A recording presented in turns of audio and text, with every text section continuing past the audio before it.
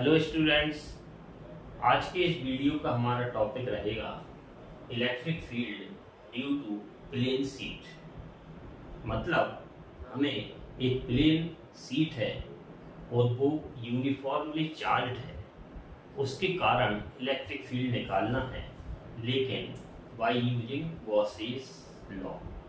तो ये हमारा टॉपिक 12th फिजिक्स के फर्स्ट चैप्टर से लिया गया है और गॉस थ्योरम या गॉसेस लॉ उसका ये एप्लीकेशन है। तो पिछली क्लासों में हम और भी एप्लीकेशंस ऑफ गॉसेस लॉ पढ़ चुके हैं। तो चैनल को शेयर और सब्सक्राइब जरूर करिएगा।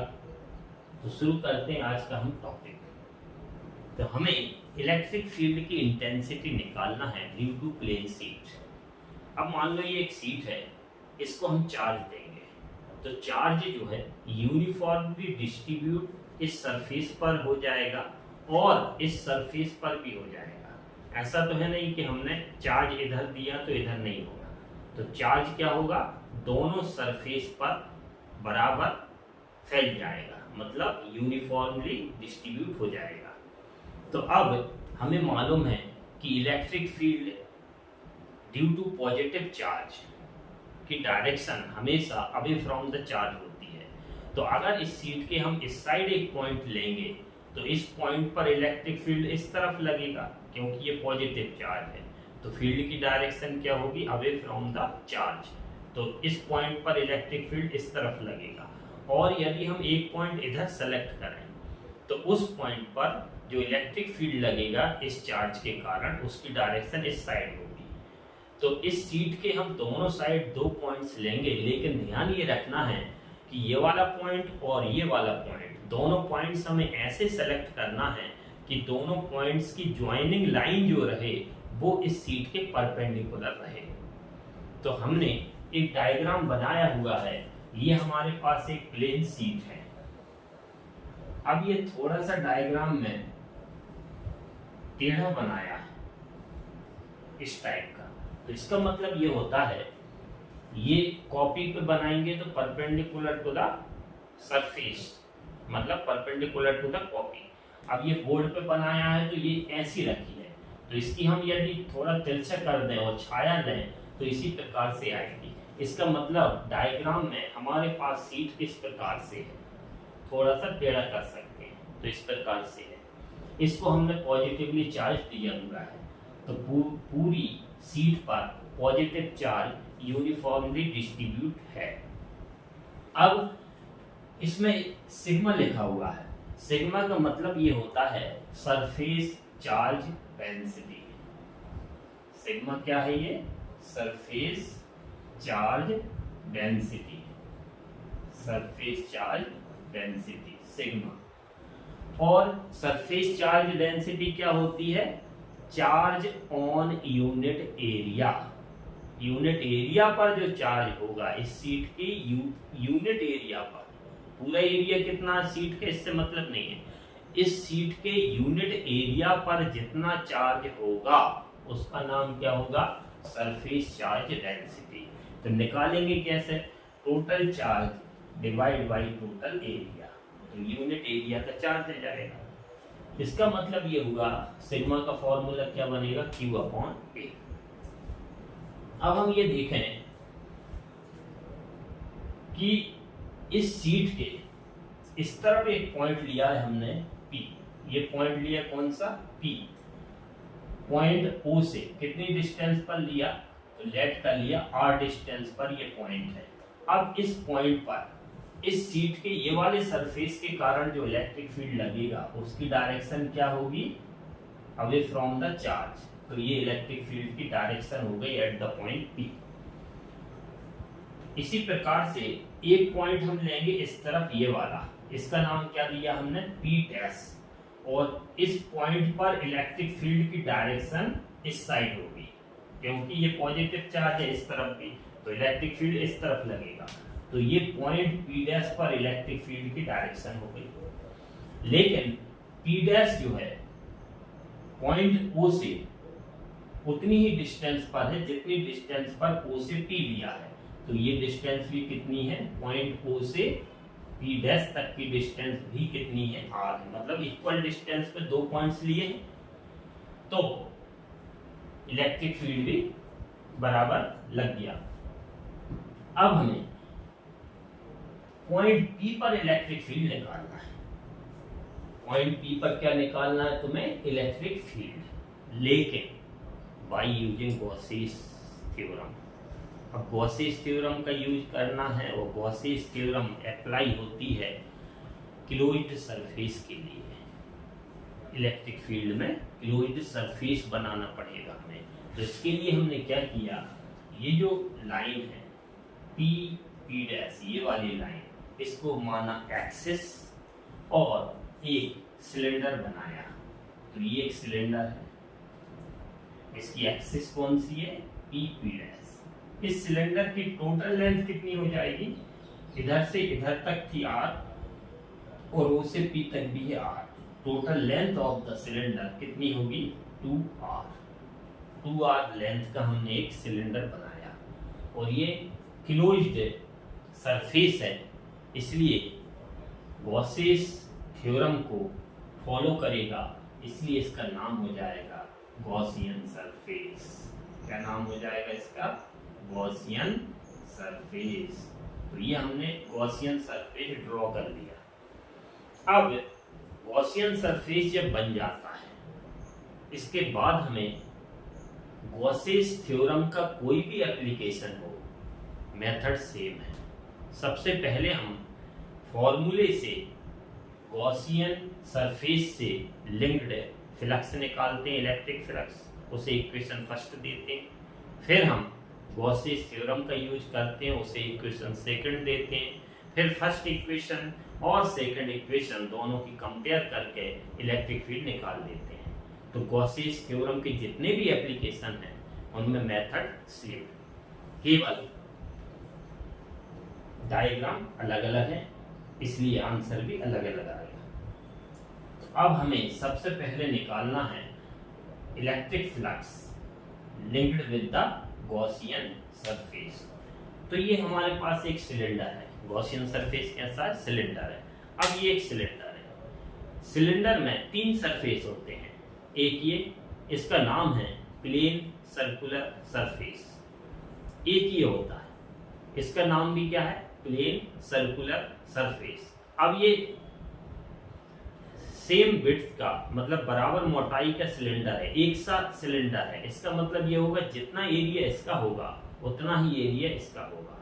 तो ये वाला एरिया प्लेन सर्कुलर सरफेस का और ये प्लेन सर्कुलर सरफेस का एरिया इक्वल होंगे, क्योंकि ये बराबर विड्थ का सिलेंडर है। तो इस सरफेस का एरिया हमने मान लिया A है, तो फिर इस सरफेस का एरिया भी कितना होगा, A होगा। इस सरफेस का नाम दे दिया हमने S1 और इस सरफेस का नेम दे दिया S2। अब 2 सरफेस हो गए। अब जो ये पूरा लंबा वाला जो बच रहा है पूरा, इसका नाम है कर्व्ड सरफेस। तो तीसरा वाला जो सरफेस है ये वाला, इसका नाम है कर्व्ड सरफेस और इसका नेम हमने दे दिया S3। और ये जो कर्व्ड सरफेस है, ये वाला कर्व्ड सरफेस जो है उसका एरिया हमने मान लिया कितना, S ही मान लो या S3, S मान लिया। तो इस कर्व्ड सरफेस का एरिया हो गया S। अब हमारे पास गॉसियन सरफेस में 3 सरफेसेस हो गए, पहला, दूसरा और तीसरा। अब हमें फ्लक्स निकालना है बाय द फॉर्मूला। तो सबसे पहले हम क्या करेंगे, इस सरफेस से लिंक्ड फ्लक्स निकालेंगे, फिर इस सरफेस से लिंक्ड फ्लक्स निकालेंगे, फिर इस सरफेस से लिंक्ड फ्लक्स निकालेंगे, फिर हम तीनों को ऐड करेंगे तो टोटल इलेक्ट्रिक फ्लक्स हमें मिल जाएगा। तो सबसे पहले हम बात करते हैं इस सरफेस की। तो फ्लक्स का कौन सा फॉर्मूला यूज करेंगे हम, phi E equal E vector dot S vector means E S cos theta. अब इसमें जो थीटा है वो किस किस के बीच का एंगल होता है, ई वेक्टर और एस वेक्टर, इलेक्ट्रिक फील्ड और सरफेस एरिया, इन दोनों के बीच का एंगल है थीटा। और एरिया वेक्टर की डायरेक्शन जो है परपेंडिकुलर टू द सरफेस होती है। तो जैसे हम ये वाला प्लेन सरफेस लें, तो ये प्लेन सरफेस लेंगे, तो ये प्लेन सरफेस है, तो इस पर परपेंडिकुलर ये आएगा। इसका मतलब इसका जो एरिया होगा ये वाला, इसका एरिया वेक्टर किस साइड बनेगा, इसके परपेंडिकुलर, सरफेस के परपेंडिकुलर। तो इसका मतलब ये हुआ इसका एरिया हमने ए लेट किया था, तो एरिया वेक्टर इधर आएगा, तो ये एरिया वेक्टर हो गया। अब ई वेक्टर इलेक्ट्रिक फील्ड और एरिया वेक्टर ये दोनों सेम डायरेक्शन में हैं, तो इस सरफेस के लिए एरिया वेक्टर और इलेक्ट्रिक फील्ड के बीच का एंगल होगा 0 डिग्री। तो हम 0 डिग्री रख के देखेंगे तो हमें फ्लक्स मिलेगा ई एस कॉस 0 डिग्री। अब मान लिया ये फर्स्ट सरफेस से है, तो इसके फ्लक्स का नाम दे दिया फाई ई डैश। अब cos 0 की वैल्यू होती है 1, तो इधर हम 1 पुट करेंगे और एरिया S की जगह हमने लेट किया है A, तो हमें मिलेगा ई ए, क्योंकि cos 0 डिग्री की वैल्यू हो गई 1। इसका मतलब इस सरफेस से लिंक्ड इलेक्ट्रिक फ्लक्स मिला हमें फाई ई डैश इक्वल ई ए। अब हम इस सरफेस की बात करेंगे, ये वाला इस तरफ का प्लेन सर्कुलर सरफेस।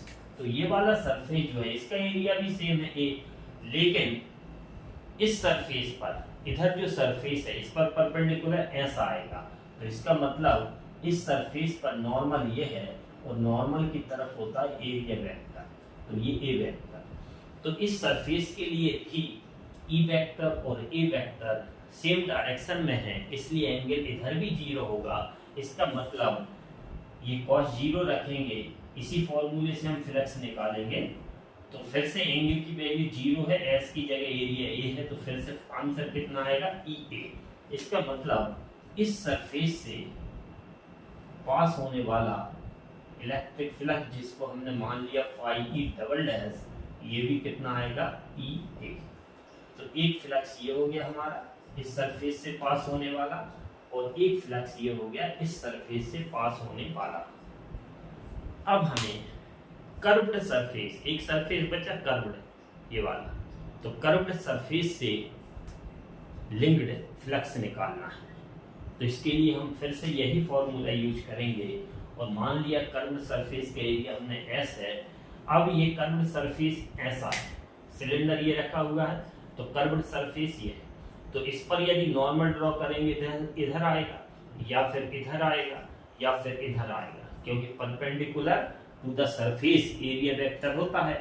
तो एरिया वेक्टर मान लो इस पॉइंट पर बनाएंगे हम तो नीचे आएगा, इधर बनाएंगे तो ऊपर जाएगा। तो इधर मान लो ये एस वेक्टर है, इसका एरिया का वेक्टर है, एरिया वेक्टर।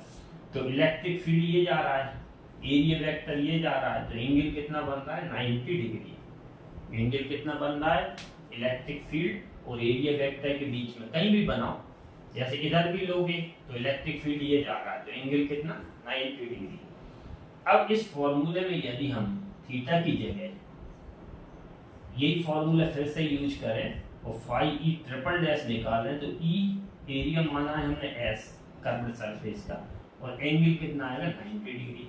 अब cos 90 डिग्री की वैल्यू होती है 0, तो पूरा फ्लक्स कितना हो जाएगा 0। इसका मतलब ये हुआ ये जो कर्व्ड सरफेस है ये वाला, इससे linked electric flux phi E triple dash equal कितना मिला 0।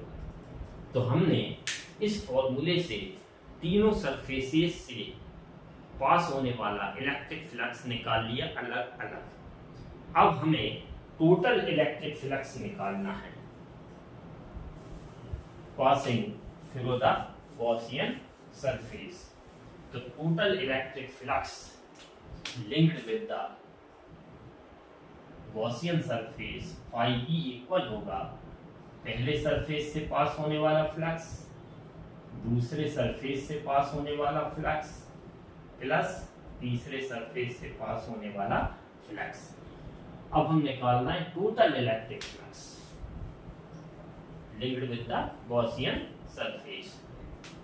तो वैल्यू रखेंगे हम, तो phi E equal phi E dash कितना था ई ए, और इसकी वैल्यू भी कितनी है, डबल डैश, मतलब सेकंड सरफेस से लिंक्ड फ्लक्स कितना है, ये वाला EA, और फाई ई ट्रिपल डैश मतलब कर्व्ड सरफेस वाला फ्लक्स कितना था, 0। तो ये हमें मिला total electric flux.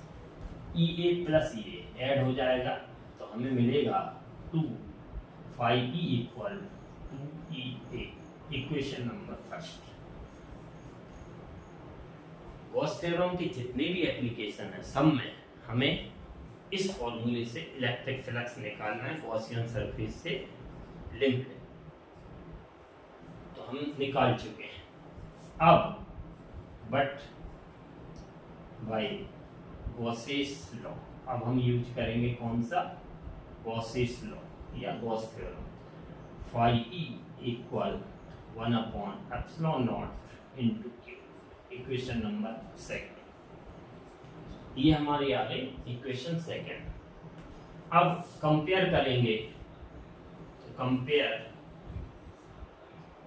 Equation first and equation second. Equation first और सेकंड की कंपेयर करेंगे तो LHS सेम है, मतलब ये भी फाई ई की वैल्यू है, ये भी फाई ई की वैल्यू है, तो दोनों के RHS भी सेम होंगे। मीन्स 2EA इक्वल मिलेगा 1/ε0 इंटू क्यू। ये वाला RHS किसके इक्वल हो जाएगा, इसके, क्योंकि LHS इक्वल है। तो अब हमें ये मिला, हमें क्या निकालना था, इलेक्ट्रिक फील्ड। तो E की वैल्यू निकालना है, तो E इक्वल 1/ε0 क्यू, ये 2A इधर इंटू में है, उस साइड डिवाइड में चला जाएगा, तो ये आ गया 2A अपॉन में। अब हम थोड़ा और सॉल्व करेंगे तो हमें आंसर मिल जाएगा। तो E इक्वल, इसको हम ऐसा लिख सकते हैं 1/2ε0, 1/2ε0 को पहले लिख दिया, इंटू Q/A।